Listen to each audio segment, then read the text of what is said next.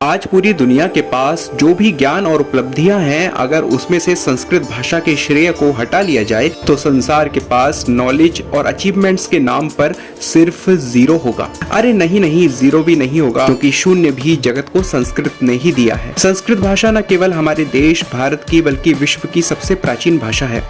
हर एक ज्ञान का मूल यानी जड़ संस्कृत भाषा में ही है, चाहे वह विज्ञान हो, कला हो, चिकित्सा हो, साहित्य हो, गणित हो या भूगोल हो।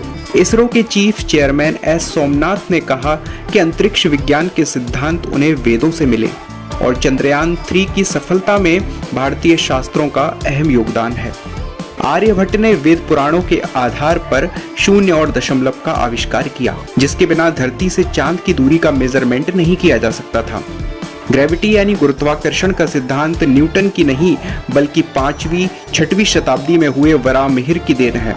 वराहमिहिर ने ही अपने संस्कृत ग्रंथ पंच सिद्धांतिका में सबसे पहले यह बताया कि धरती के अयनांश यानी कि प्रिसेशन की वैल्यू 50.32 सेकंड्स यानी 50.32 सेकंड्स है। Sine square X cos square X equals to 1 जैसे ट्रिग्नोमेट्री फॉर्मूलाज भी वराहमिहिर ने ही बनाए, यानी कि ये सब भी संस्कृत भाषा की ही देन है। दुनिया को ज्यामिति और रेखागणित यानी कि ज्योमेट्री बौधायन ने दिया, जिसकी भाषा संस्कृत थी। 10वीं शताब्दी में हुए बौधायन ने ही दुनिया को बौधायन शुल्ब सूत्र दिया, जिसको आज हम पाइथागोरस प्रमेय या थ्योरम कहते हैं। अरब देशों से मिले गणित का बेस है 6वीं 7वीं शताब्दी में हुए ब्रह्मगुप्त का ब्राह्मस्फुट सिद्धांत और खंड खाद्यक या खंड खाद्य पद्धति, जिसकी भाषा है संस्कृत।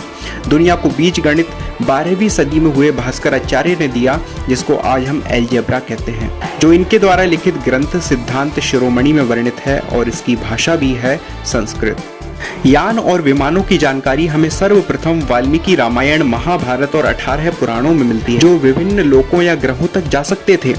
इनको बनाने का विस्तृत वर्णन भारद्वाज मुनि ने अपने वैमानन शास्त्र में किया है, जो संस्कृत भाषा में ही रचित है।